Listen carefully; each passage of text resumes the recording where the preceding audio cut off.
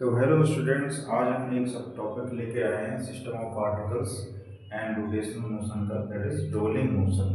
ठीक है, rolling motion देखेंगे। Rolling motion it is regarded as rolling motion it is regarded as combination of it is regarded as combination of pure pure translation pure translation and pure rotational motion। Rotational motion और translational motion का जो combination होगा। Rotational motion means क्या होता है, किसी body का rotation, किसी एक्सेस क्या हो रोटेशन। जैसे मैं ये व्हीकल का व्हील दे रखा है, तो ये अपनी एक्सेस के ऊपर घूम रहा है, ये कैसा मोशन हो गया, रोटेशन मोशन। ठीक है, और ये अगर बात करें ट्रांसलेशन, आगे की ओर बढ़ना, तो ये आगे की ओर बढ़ता भी जा रहा है। ठीक है, तो ये जब दोनों का कॉम्बिनेशन होगा तब इसको रोलिंग मोशन कहेंगे। इसमें विदाउट स्लिपिंग की बात करेंगे, जैसे ये घूम भी रहा है, आगे बढ़ रहा है, तो ये ऐसे स्लिप नहीं हो रहा है। ठीक है, विदाउट स्लिपिंग का पॉसिबल है जब इनका जो वेलोसिटी है और आर ओमेगा, ठीक है, आर ओमेगा निकल के आती है इनकी रोटेशन की वेलोसिटी, और इसकी जो सेंटर ऑफ मास की वेलोसिटी है, तो देखते हैं इनमें क्या रिलेशन होना चाहिए। ठीक है, तो अभी देखेंगे बाद में। अभी हम देखते हैं यहाँ पर इसके जो अलग अलग पार्टिकल्स हैं, इसका एग्जांपल देखिए। रोलिंग मोशन का, एक कार जा रही है सिंपल रोड पर, तो उसका जो व्हील है वो दोनों मोशन करेगा। ट्रांसलेटरी मीन्स होता है आगे की ओर बढ़ना, ठीक है, along x axis, translation motion होता है, और रोटेशन मीन्स होता है उसको घूमते हुए जाना, ठीक है, अपने एक्सिस के ऊपर। तो ये इसका सेंटर ऑफ मास BC है। ठीक है, और ये इसका टॉप है, टॉप की वेलोसिटी होगी यहाँ पर टेंजेंशियली। तो इसमें जो इस तरह से ये घूमता हुआ जा रहा है, ठीक है, क्लॉकवाइज डायरेक्शन में। ठीक, तो किसी भी पॉइंट के लिए बात करें तो इसमें दोनों कंपोनेंट होते हैं, velocity due to translatory motion and velocity due to rotatory motion. ठीक है, तो यहाँ पर अगर पॉइंट बी की बात करें, पॉइंट बी अगर ये यहाँ पर है, तो इस पॉइंट बी पर जो दोनों वेलोसिटी काम करेगी वो किस तरह से होगी। ठीक है, ये इसकी ट्रांसलेटरी वेलोसिटी होगी, और इस तरह से इसका रोटेशन हो रहा है, तो इसकी रोटेशन वाली वेलोसिटी। तो दोनों का जो कंपोनेंट निकल के आएगा वो, ठीक है, velocity of translatory and velocity of rotation. अब इसमें हम केस लेने वाले हैं कि प्योर अगर ट्रांसलेटरी मोशन है तो क्या होगा,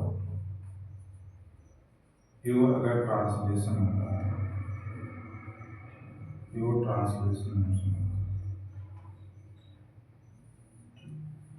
प्योर ट्रांजिशन मोशन से ये एक पार्टिकल की ओर आगे की ओर बढ़ रहा है, तो इसका जो तीनों पार्टिकल हैं, बॉटम पार्टिकल, ये इसका सेंटर ऑफ मास, और ये इसका top most particle, point A, point B and point C. ठीक है, अगर ये प्योर ट्रांसलेटरी मोशन है तो इसका अगर हम देखें तो तीनों पॉइंट की वेलोसिटी हमें सेम निकल के आएंगी BC, इसकी BC और इसकी BC। ठीक है, velocity of all particle will be same, velocities of all particles A, B and C equal to BC। और इस पॉइंट की अगर बात करें तो ये पॉइंट अगर केवल अगर रोटेशन में है, ठीक है, अगर केवल प्योर रोटेटरी मोशन हो रहा है तो इस वाले पॉइंट क्या होगा, अपनी जगह रेस्ट पर होगा, तो इस वाले पॉइंट की वेलोसिटी में क्या बनती है, 0। ठीक है, अभी हम इसको प्योर रोटेशन की डायग्राम बना के देखते हैं। अब हम बात करने वाले हैं प्योर रोटेशन के केस में।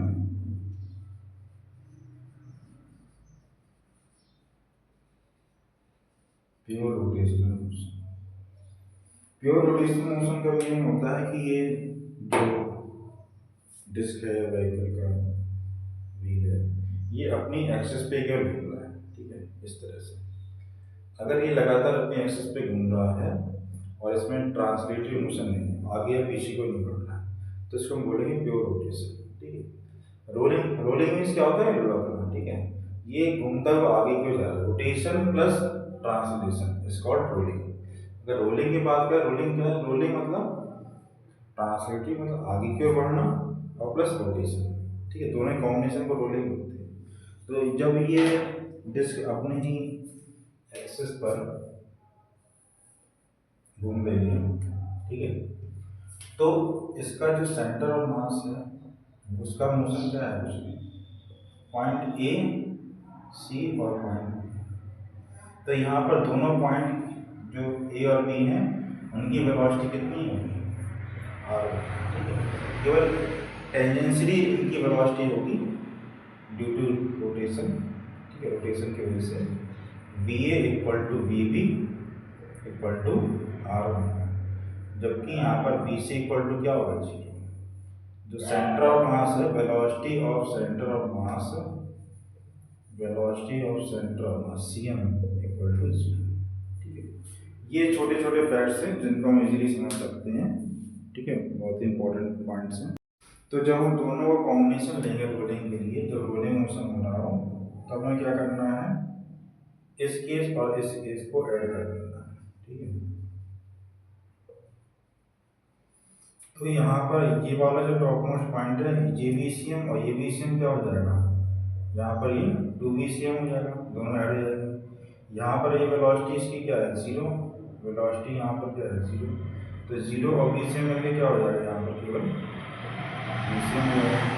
जबकि टॉप मोस्ट जो बॉटम मोस्ट पॉइंट है, दोनों वेलोसिटी यहाँ पर सब्ट्रैक्ट होके जीरो ही होंगी, तो पॉइंट बी की वेलोसिटी यहाँ पर जीरो, ठीक है। तो रोलिंग मोशन के लिए पॉइंट ए, पॉइंट सी और पॉइंट बी, इस तरह से हमें वेलोसिटी मिलेगी। यहाँ पर हमने पॉइंट बी की अगर देखें वेलोसिटी जीरो आ रही है, पॉइंट बी की वेलोसिटी जीरो आ रही, मतलब यहाँ पर हम जो बात कर रहे हैं वो रोलिंग विदाउट स्लिपिंग की बात कर रहे हैं, विदाउट स्लिपिंग। तो पॉइंट बी पर किसी भी तरह की स्लिपिंग नहीं हो रही है, ये जो पहिया है ये किसी भी तरह इस तरह से घिसटता हुआ नहीं जा रहा है, आगे की तरफ नहीं पीछे। अगर स्लिपिंग होती है तो इस तरह से जाता है, ठीक है। तो अगर हमें स्लिपिंग यहाँ पर करनी है तो जो BCM की वेलोसिटी जो है वो आर ओमेगा से क्या करनी पड़ती है, तो आर ओमेगा ज़्यादा हो या तो इसकी ट्रांसलेशन वाली वेलोसिटी ज़्यादा हो, ठीक है, रोटेशन वाली से, और या तो फिर रोटेशन वाली वेलोसिटी ज़्यादा हो ट्रांसलेशन। इन दो केस में बात किया जाए तो इन दो केस में हमें स्लिपिंग हो जाती है, ठीक है। तो उस केस को बाद में देखिए, अभी इसको समझना बहुत जरूरी था कि किस तरह से रोलिंग मोशन को हम समझ सकते हैं। Rolling motion is a combination of pure translation plus pure rotation, ठीक है। तो इस तरह से हम तीनों पॉइंट पे डिस्क के लिए या किसी भी पार्टिकल स्फीयर के लिए top most point, centre of मास और बॉटम पॉइंट की वेलोसिटी निकाल सकते हैं, जो कि हमें हेल्प करेगा, ठीक है। नेक्स्ट वीडियो में एक छोटा सा एग्जाम्पल लेके आएंगे अपना के लिए। तो यहाँ पर अभी हम एक रोलिंग का केस लेने जा रहे हैं, किसके लिए, सॉलिड सिलेंडर के लिए। सॉलिड सिलेंडर की जगह यहाँ पर हम डिस्क ले सकते हैं, डिस्क सॉलिड स्फीयर हो सकता है, और यहाँ पर एक हम होलो सिलेंडर भी ले सकते हैं। तो सारे केसों में यहाँ पर क्या होगा, केवल आई चेंज हो जाएगा और I equal to M K square रख के हमसे डिस्कशन पूछता है कि एक्सेलेरेशन कितना होगा, किस एक्सेलेरेशन से ये एग्जीक्यूट। तो इसका एफबीडी डायग्राम, एफबीडी बनाने वाले हैं यहाँ पर। तो ये एक हमने दे रखा है सॉलिड सिलेंडर।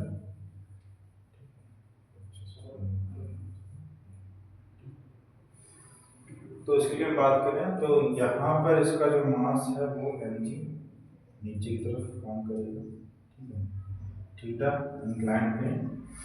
और इसका जो नॉर्मल रिएक्शन है वो इस पॉइंट पर होगा इस तरह से।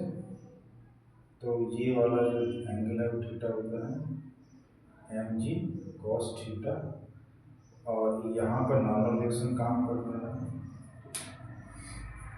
इसके रोलिंग की बात करें तो यहाँ पर जो अल्फा एंगुलर वेलोसिटी से इसका रोटेशन चल रहा है, आगे की ओर मूव करता है, ठीक है। और ये वाला कंपोनेंट की बात करें तो इसका होगा mg sin थीटा। और ये इस पॉइंट पर रिफ्लेक्शन काम कर रहा है। तो ये सारे फोर्सेस पे काम कर रहे हैं, इस तरह से हम इसको समझ सकते हैं। तो हमें जनरली क्या करना है, केवल फोर्स की इक्वेशन लगानी है F इक्वल टू ma, और इस अल्फा की वजह से कितना टॉर्क प्रोड्यूस हो रहा है उसकी इक्वेशन लगाएंगे, ठीक है। तो इक्वेशन बैलेंस करते हैं यहाँ पर along perpendicular the inclined plane की बात करें, perpendicular to the inclined plane, perpendicular inclined plane की बात करें तो n equal to mg cos theta. और कोई ऐसा फोर्स नहीं इंक्लाइंड प्लेन के परपेंडिकुलर हो, ठीक है। बाकी जो फोर्स है इसमें mg sin थीटा और a f, और इस तरह से एक्स रे इसमें मिला हुआ है। तो mg sin theta minus small f equal to ma, यहाँ से ये दो इक्वेशन मिलेंगे। ये इक्वेशन मिलेगी perpendicular to the inclined plane के लिए। तो ये इक्वेशन मिल गई परपेंडिकुलर ट्रायंगल। अब हम यहाँ पर कुछ वैल्यू रखेंगे, ठीक है। तो इन दो इक्वेशन से हमें अभी इक्वेशन मिलने वाले हैं। तब टॉर्क के लिए इक्वेशन लगाएंगे, टॉर्क यहाँ पर टॉ इक्वल टू आई अल्फा, तो यहाँ पर ए इक्वल टू आर अल्फा हम लगा सकते हैं, ठीक है। ये लीनियर एक्सेलरेशन है और ये एंगुलर एक्सेलरेशन है, linear acceleration and angular acceleration, ठीक है। टॉ की वैल्यू रखेंगे तो इन सब फोर्सेस से ऐसा कौन सा फोर्स है जो इसमें टॉर्क प्रोड्यूस कर रहा है, ठीक है। तो अगर हम बात करें तो इसका जो मूवमेंट है, मूवमेंट किस फोर्स के अबाउट है, किस पॉइंट के अबाउट, यहाँ पर ये, ठीक है।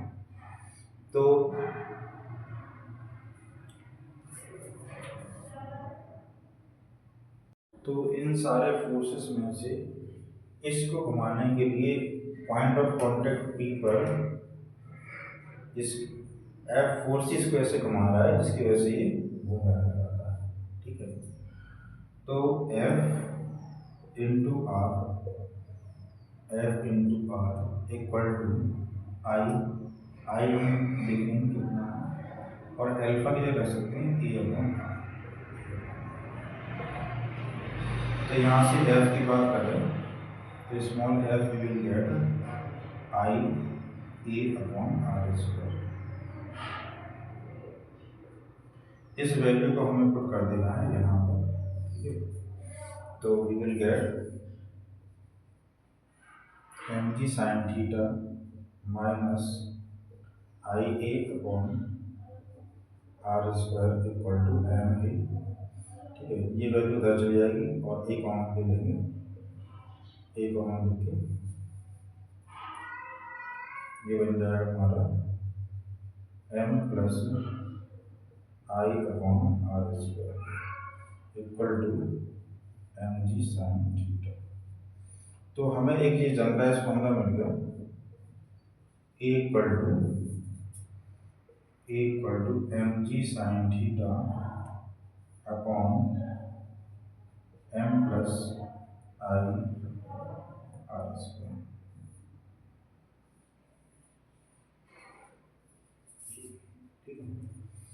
अब इस फॉर्मूले में हमें जिस तरह का भी कॉम्बिनेशन कर दे रखा है कि ये सॉलिड सिलेंडर है, ये होलो सिलेंडर है, ये डिस्क है, उसकी उसी के अकॉर्डिंग हम इसमें एक में वैल्यू पुट कर सकते हैं। ठीक है, तो अगर सॉलिड सिलेंडर के लिए देखें तो सॉलिड सिलेंडर के लिए वैल्यू mr²/2 होती है। ठीक है, यहाँ पर वैल्यू mr²/2 रखेंगे, ऊपर नीचे एम डी कॉमन कट जाएगा, r² से r² कट जाएगा। ठीक है, तो यहाँ पर 1 + 1/2 3/2 आएगा, तो वी विल गेट a = 3/2 नीचे ऊपर जाकर 2/3 एंड g sin थीटा। ये वैल्यू आती है हमें फॉर सॉलिड सिलेंडर। ठीक है, तरीका इसमें ये है सॉलिड सिलेंडर डिस्क के लिए। अगर हम डिस्क के लिए देखें, ये डिस्क है, डिस्क का मोमेंट ऑफ इनर्शिया इस एक्सिस के अबाउट क्या होता है, mr²/2। इसी डिस्क को हम अगर खींच के इस तरह से बड़ा कर दें, ये डिस्क है, ठीक है, इस डिस्क के मटेरियल को हम खींच के इस तरह से करेंगे तो हमें सॉलिड सिलेंडर शेप मिलेगा। तो सॉलिड सिलेंडर का मोमेंट ऑफ इनर्शिया भी सेम mr²/2 ही होता है।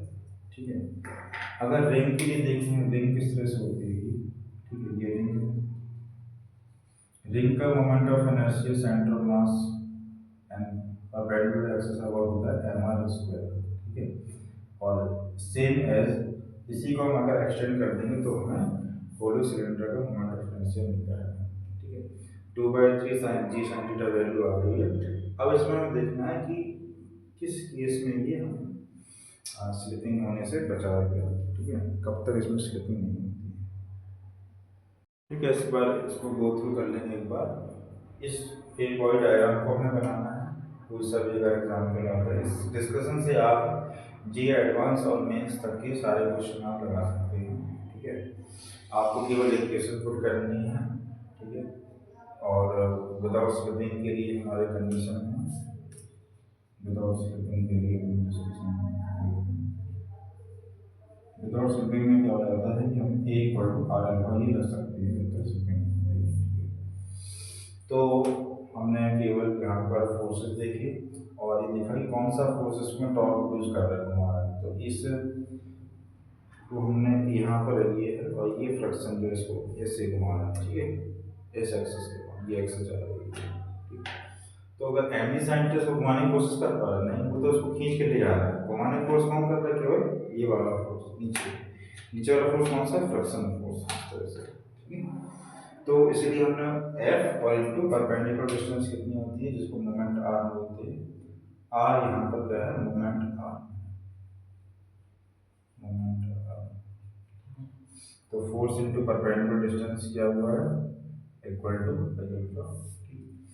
अब यहाँ पर हम इसको निकालेंगे फ्रिक्शन फोर्स को, एफ कितना होना चाहिए, और कोफिशिएंट अगर ये पकड़े हुए है, जो बॉटम पॉइंट है, तब तक स्लिपिंग होगी जब बॉटम पॉइंट सरफेस को पकड़े हुए है। तो उसके लिए जो स्टैटिक फ्रिक्शन है, ये वैल्यू हमें सफिशिएंट होना चाहिए।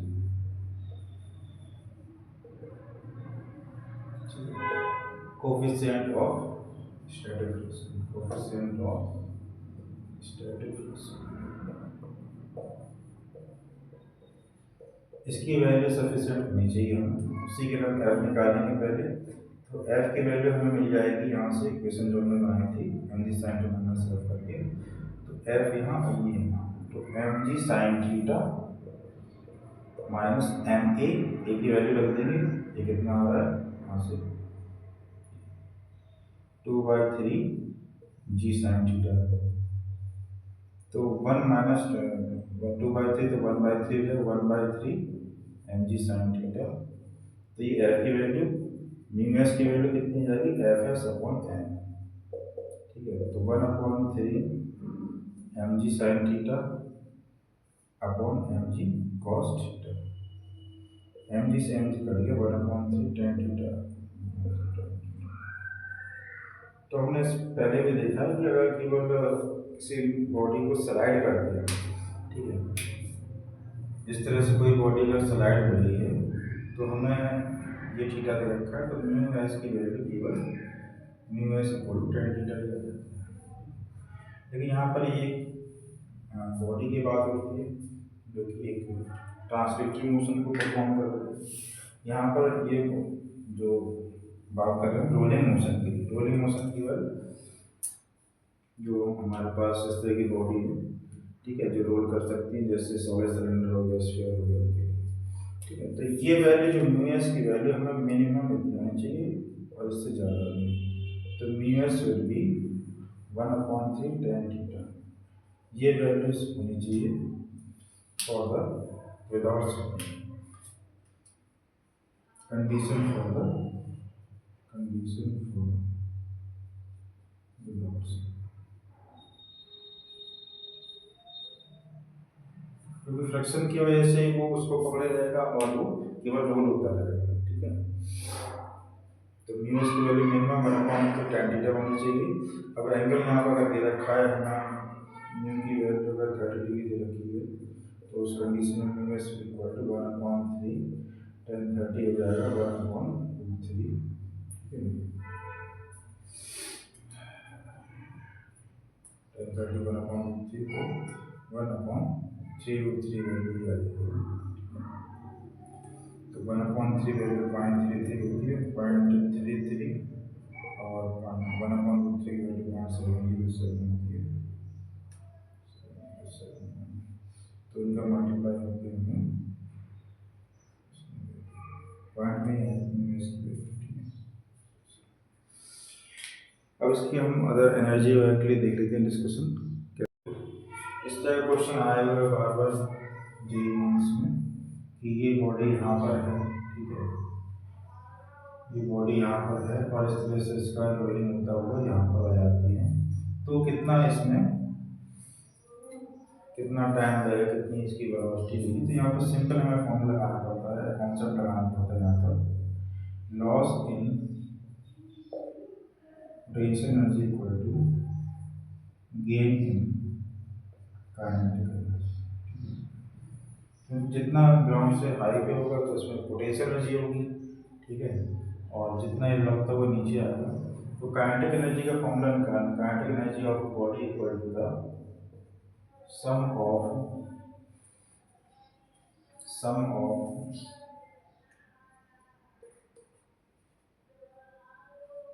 Translatory sum of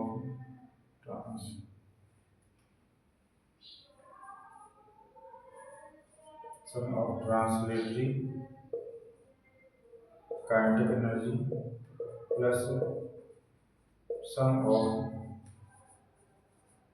rotatory kinetic energy of C, ठीक है। तो 1/2 V C M square plus 1/2 I omega square, 1/2 V C M square equal to 1 kinetic energy of body मिलेगी, ठीक है। तो यहाँ पर आई की वैल्यू हम रख सकते हैं, I equal to M K square, जिस तरह की बॉडी उससे हम रख सकते हैं कि तो 1/2 V C M square plus 1/2 M K square and V C M by are,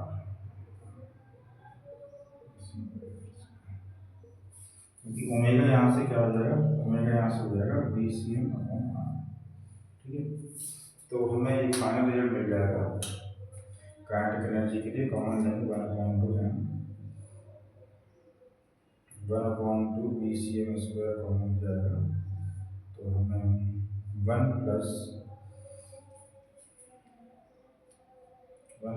के स्क्वायर अपॉन आर स्क्वायर, तो ये kinetic energy of the body मिल जाएगा किसके लिए, रोलिंग मोशन, क्योंकि रोलिंग मोशन में क्या, रोलिंग मोशन जब भी हम बात करते हैं तो रोलिंग मोशन में हमें बात करनी है दोनों तरह की एनर्जी के लिए। रोलिंग मीन्स क्या है कि summation of translation plus rotation, ठीक है।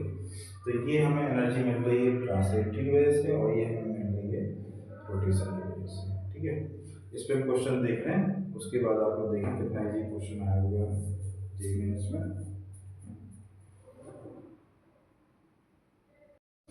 तो ये बहुत ही सिंपल सा क्वेश्चन आया हुआ है जी मेंस एग्जाम में। सिंपल सा हमें कॉन्सेप्ट लगाना पड़ता है। इसमें हमें क्या लगाना है, वी आर गिवन एक सॉलिड स्फीयर है, ये रोलिंग करता हुआ जा रहा है, तो what should be the value of V, V की वेलोसिटी क्या होनी चाहिए जिससे ये यहाँ पर top of the incline plane अगर पहुंच जाए। ठीक है, तो यहाँ पर हमें देखना है कि the sum of the translatory plus sum of the rotation motion should be equal to M G H. ठीक है, ये दोनों वेलोसिटी को, दोनों एनर्जी को यहाँ पर क्रॉस ओवर करता हुआ वहाँ तक चढ़ना है। ठीक है, तो 1/2 half M V square plus 1/2 I omega square should be greater than M G H.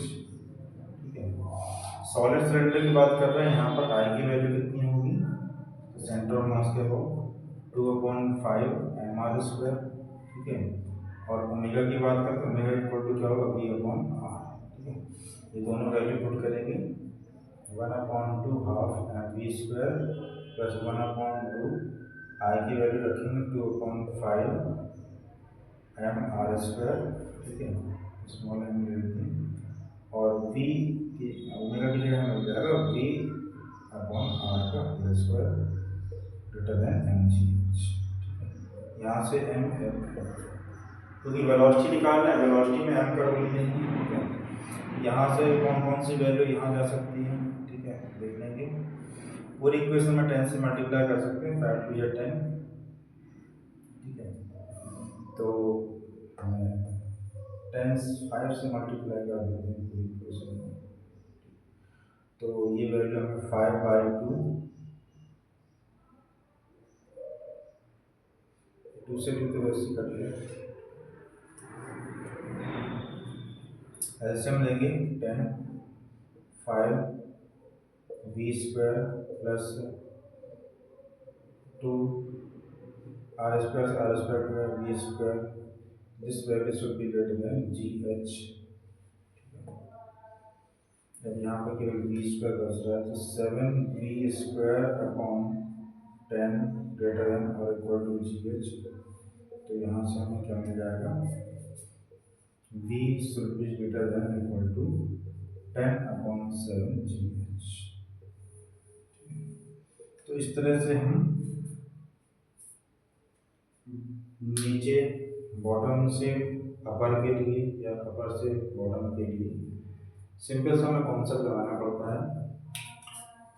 ये दो एनर्जी कंपनसेट करके loss in the potential energy, change in the potential energy, change in the kinetic energy.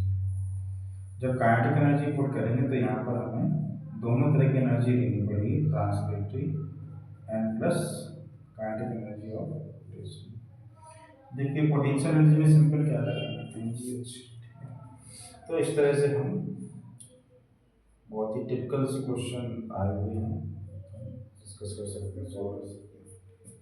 Next video में कुछ अलग topic cover करेंगे इसकी। Okay, thank you.